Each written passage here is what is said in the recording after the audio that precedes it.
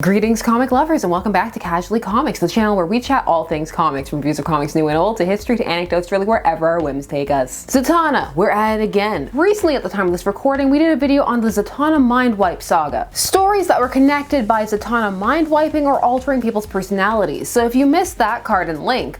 But what some people took out of that video was, Zatanna had a solo series? Should I read it? Zatanna did indeed have a pre-New 52 solo series. It began in 2010 and lasted 16 issues until 2011, with the majority of those issues written by Zatanna's superfan Paul Dini, the man who brought the character into the DCAU, that's the DC Animated Universe, in Batman the Animated Series in the episode simply entitled Zatanna in 1993. He was also the person who set about mending Batman and Zatanna's relationship conclusively while he was writing Detective Comics in 2007 in issue 833 at the start of the 2-issue arc Trust. If there is a way to work Zatanna into a series, Paul Dini would find it. In 2006, he wrote a Black Canary and Zatanna team-up that didn't see the light of day until 2014. The Zatanna series largely exists at his behest, so how was it? Was it going places, and would it have survived a long time if the New 52 hadn't intervened? The New 52 sending DC in an all-new direction for a time. We're gonna take a look back at all of this in this, the 2010 Zatanna solo series retrospective. Mouthful, tongue twister, try saying it backwards, I'm not even gonna try. But before we get started, I'm Sasha, and if you're enjoying this content, you know what to do. Hit that like button, hit the subscribe button, join us on this comic book journey.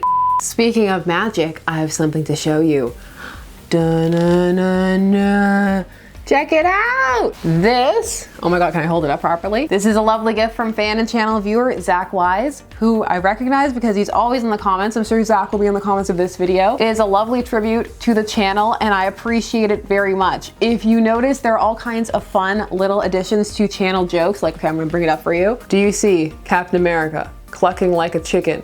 Oh geez, remember Captain America on meth clucking like a chicken. Of course, the all-important Nightwing booty. Always appreciated. Booster, my fave. And it wouldn't be a tribute to Casually Comics without Lois marrying somebody. And I'm so glad that he picked BDSM, polyamorous, bigamous Titan Man as the husband.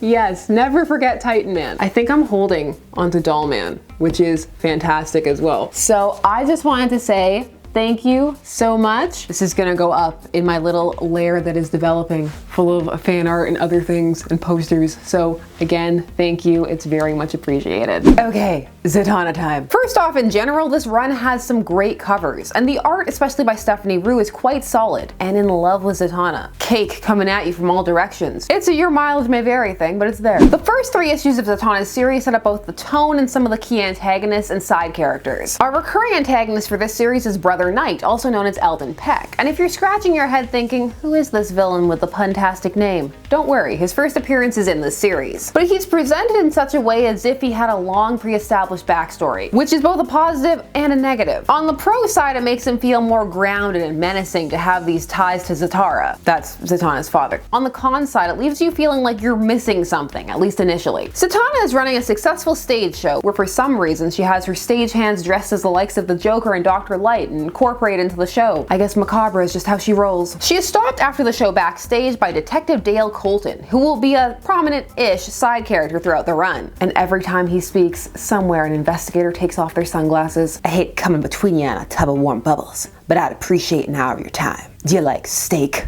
I'm a vegetarian, and are you asking me on a date? No. But I thought I'd warn you that after stepping inside Knob Hill Chop House, you'd never want to look at red meat again. So edgy. Zatanna is so impressed. She's taken to a gruesome and magical massacre, which is why he asked for her help. This panel of her asking to see what the survivor saw by entering his mind will haunt me. Look at her face. We see that Brother Knight is trying to extend his reign outside of the supernatural realm and into the human one. He wants to take over that criminal turf, get into some human mortal level mafia. She confronts him at his nightclub, which has a panel that took me aback, so I'm gonna tell you about it. I can't show it because I was looking at it. In the corner, it looks like 2 demons are having at each other in an adult fashion. Then I was looking at like maybe it's just a trick of the angling, but you know what? If I had to think about it that hard, it means they'll probably get me demonetized. Anyways, Zatanna has a confrontation with him at his club and says she'll stop him and it's game on. And she returns home, not only to disrobe providing cheesecake for the reader, but to establish a through line of the series, which is Zatanna just wanting to get a good night's sleep and it not happening. This continues on in issue 2, where Knight sends a nightmare demon to stalk her and haunt her dreams and hopefully take her down psychologically. chronologically. This is where we see her guilt over mind-wiping Dr. Light, Batman, and Catwoman come up. It's about all the time she's misused her powers that way, but those are the three that are highlighted. But it's a brief blip, and there are tons of other things that are dug up in this sequence as well. For example, we see a childhood terror being chased by a man with a knife, which will come up later. Dale is confronted at the police station by Brother Knight, who pulls the whole "I'm taking over this city and you won't stop me. It's super important that I control the mortal half of San Francisco for reasons. Brother Knight, 2010. And we see that Brother Knight is in control of Zatanna's father's soul, which leads us into issue 3, where Zatanna must rescue her kidnapped stage crew, defeat Brother Knight's minions, and battle the ghost of her father and defeat Brother Knight. She handily defeats the minions, saves her friends, turns one of them, Mikey, into her form so that the Zatanna stage show can go on, and despite all of this, the fight still feels like it has stakes. Zatanna is struggling against Knight, especially once he unleashes her father at her. She has to enlist the help of the Nightmare Demon from the previous issue, this to break Knight's control and hold over her father, which he does by accessing a memory of pure love he has for his daughter. Hi, Daddy. The love, respect, and admiration Zatanna has for her father is another recurring theme throughout these 16 issues. With new confidence after talking to her father, as at this period in time Zatanna's powers are partially tied to her self-esteem, she's able to get up and defeat Brother Knight. And she even seems to sever his connection to his powers for a time by forcing him to renounce the souls of children he'd sacrificed to gain them. Issue 4 starts a new smaller arc and features a different artist, Stephanie Rue, being replaced by Chad Harden. This arc spans 3 issues and involves Zatanna going to Vegas to perform at a casino owned by the son of a friend of her father's. Only when we meet him he looks like this, so you know trouble is brewing. It turns out that he had her lured there so that he could sacrifice her soul to the demon Mammon, with whom he has a deal to deliver souls to extend his life. So he is the same man that Zatanna's father knew. He also built the casino as a tribute, an altar of worship to Mammon, the god of greed. Mammon has agents in the hotel who are there to test Zatanna to see if she is worthy. Meanwhile, Zatanna's cousin Zachary is trying to reconnect with her and show her that he's serious, especially about magic and kind of getting something together, being an adult, growing up. Which she doubts, as when she first sees him is when he's throwing a rager in her hotel room. This is where she turns some of the girls there into birds because they annoy her, and then she transforms them back into girls over a pool. Zatanna can be pretty liberal and petty with her magic in this at times. Also sometimes very Spectre-esque. It's gonna come up. Issue 5 sees Mr. Raymond dosing Zatanna with a love potion so that she will marry him, and thus he'll get her assets and then feed her soul to Mammon. This results in her missing Zachary's show, which makes him angry, so he goes to look for her. Side note, I love the cover of this issue. Yes, when you know what's happening, it's a big yikes, but it's giving me Dracula/attractive Phantom of the Opera vibes, and I'm here for it. Let's give it a new backstory in my mind. I don't know, something about their costumes complementing each other, I'm just really here for it. Together, Zatanna and Zach are able to defeat Raymond, but he begs for her not to turn him over to Mammon. His youth is gone, and now he is set for an eternity of torment. And so, in an interesting display of moral ambiguity that Zatanna displays throughout this series, she turns him into a block of gold, inert. So it appeases and amuses Mammon, but also punishes Raymond for all the souls he has fed to him over the years. See, I told you. Spectre vibes. Spectre feelings, only she's not quite as brutal or intense as the Spectre, but she comes close at times. Issue 7 is written by Adam Beechan and is a fun one-and-done story about Zatanna going to LA, a city she hates but her father loved, because there is a memorabilia exhibit opening, a magic one full of items worn or touched by actually famous magic users. Zatanna is particularly excited when she sees that they have the Turban of Sargon. Sargon the Sorcerer is a character from the same era as her father, the Golden Age, and they did have prior contact canonically. Zatanna describes them as friends, but also says that Sargon's ego could get in the way, and that he was a bit jealous of her father, especially when her father made it big in Hollywood. He made it into the movies because he felt they were a different kind of magic. The exhibit curator surprises Zatanna with a pair of her father's sunglasses, which Zatanna, while touched, says he'd probably prefer to have them displayed. Then she goes to try and have a quiet evening. Her first mistake. She should know that's not allowed this series. The residual magical energy in Sargon's turban allows him to rise again, sort of, to fight evil. His personality dominates the other items, and they form a kind of invisible man-style outfit. And they go around rather gruesomely fighting crime across the town, turning people into salt and the like. However, Zatanna is able to summon some of the residual energies of her father from the sunglasses. And since the other magicians like her father better than Sargon, he's able to get them to disperse. The outfit just kind of collapses. Maybe the museum should have one less artifact to worry about. Why does she give her the glasses? Zatara didn't start this. Sargon did. Zatanna does take her father's glasses and feels like maybe she can come to see the city through her father's eyes and see why he loved it. Issue 8 sees the return of Paul Dini and gives us yet another new new artist in Cliff Chang in my favorite arc of the series, Pupophobia. Zatanna is seeking therapy in a neutral realm in between worlds. This is a place where any and all magic users are welcome to come and discuss their problems. She's there trying to deal with her paralyzing fear of puppets, which has crept up again and is impacting her life. For example, she wasn't able to successfully take down the ventriloquist. And she was receiving an award for her show and saw a puppet and got so derailed she ran off stage. She's traced this back to her childhood and a memory fragment that she has. It's of her father doing a show that had a puppet act headlining, Oscar Hampel's Marionettes, with Mary spelled M-E-R-R-Y, because it's a pun.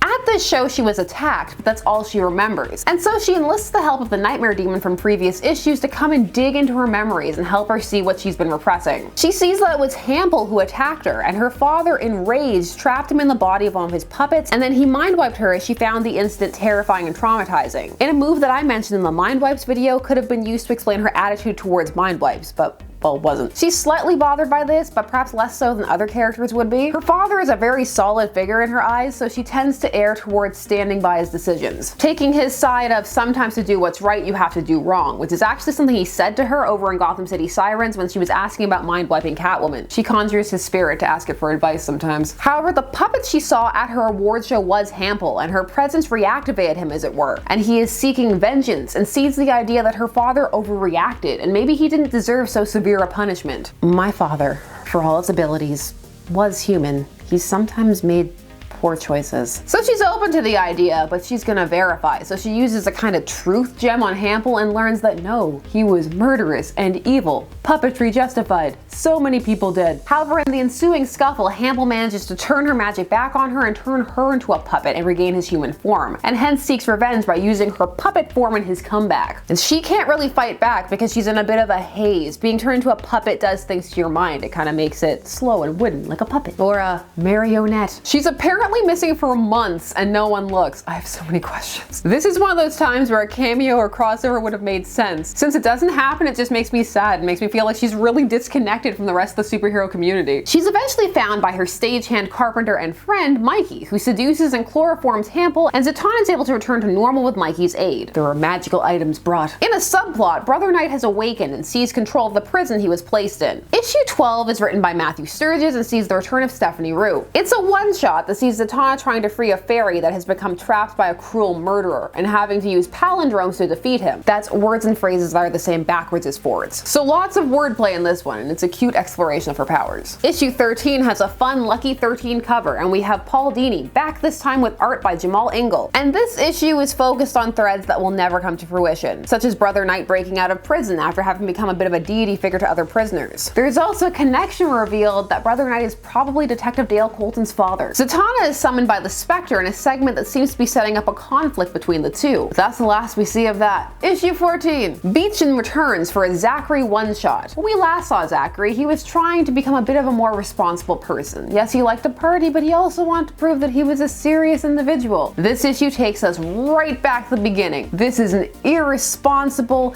taking chances, just wants to party Zachary. This whole issue is about him dragging Zatanna out to a club after a show, where he's going and hitting on chicks, but he gets picked up by a succubus and Zatanna has to save him. But he still manages to get picked up by another non-succubus chick at the end. Oh, that Zachary. What a wacky romp. Zachary sure was in this series. Issue 15, another one-shot, this one by Derek Verdolfs. Zatanna is relaxing in her dressing room after a show when she is shot through the throat with an arrow. Well, it grazes the front. 'Tis only a flesh wound. But her voice is out of commission, so she has to flee from her pursuers. She has to find a healing agent and also call on the martial arts skills that her father insisted that she learn because he wanted her to be able to defend herself with or without magic. It turns out this is a squad of people who hunt supernatural creatures for kicks, and they focused on her because essentially she is a witch. Well, her voice heals thanks to some magic ointment, and oh boy does she have a punishment for them. She dumps them back in Salem during the witch trials, and because of their clothes and while falling from the sky, they get burnt at the stake. Which brings us to issue 16, our finale, also by Beechin, with art by Victor Ibanez. And how does this series end?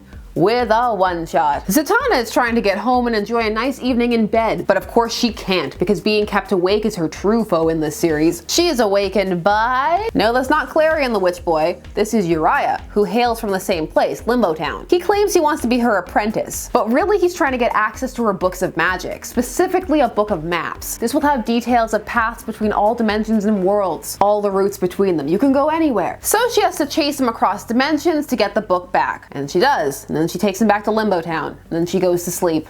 The end. And that was the Zatanna solo series. So it starts off fairly strong, but as it goes on, it becomes clear that it's going to be canceled. There seems to be a bit of a lack of interest that develops among the creative staff. Or rather, if that interest is still there, it just seems to lose direction or come to the realization that there isn't time to do the things that were attempted to be set up. Dini, who conceived the series, last issue is number 13, where he sets up a bunch of plot threads that come to naught. Even without the cancellation looming aspect though, at times it feels that this story is meandering in terms of its subplots, or at times just in general. Zatanna's mission statement isn't clear. At first it seems like she's going to be helping the police take on supernatural crimes. Then it seems that she's going to be handling stuff surrounding her stage show. But ultimately it just becomes Zatanna has adventures, which on the surface is fine and can be fun, but it also leaves you a bit uncertain as to what to expect from the series. Which, if you're a Zatanna diehard and just there to read anything with her, is fine, but it's not the best from a series longevity standpoint. Also, the threads being set up with supports take too long to come to anything. The gap between Dale's initial appearance and the reveal that he's Brother Knight's son feels oddly paced, as you had seen Dale so sparingly. And even with that reveal, it has a bit of a so what factor. It was a plot point that relied entirely on an ending that never came. Mikey was another character who had a mystery being built around them. Mikey's introduced as Zatanna's carpenter and has a was colloquially known as tomboyish air. And at first it comes across like Zatanna is being a bit snobbish about it, telling Mikey to remember she's a girl when she shows up in a tux for an award show in Pupophobia, and then transforming her outfit into a dress. Rude, Zatanna, rude. Boundaries. Stop just using magic on people. But then in issue 13, Zatanna is having a dream wherein Mikey is a man, but upon waking she cites that experience as a memory. Was that going anywhere? Was that a thing? Same with Zatanna's two gay stagehands who were in a relationship together. They sure existed. On the positive side, Zatanna stands on her own 2 feet. You aren't constantly looking for other heroes to show up. They don't feel missed or necessary. Vixen and Black Canary briefly cameo at the start of issue 2, but they don't pull focus. Her villains are interesting as well, and her battles don't feel repetitious. They find lots of different ways to showcase and use her powers. The strongest other character influence throughout is her father, who is almost a secondary character in terms of impact. You really get a sense of how important he was / is to Zatanna, and come away with the feeling that he was a good father even if he wasn't a perfect man, and that he really impacted her outlook when it comes to magic. Her use of magic and the morality surrounding it is interesting, but it's not fully explored and the rules feel a little uncertain. There are rules. There is mention of karma and not being able to use magic selfishly, but some of the things you see in the series, you're left asking, isn't that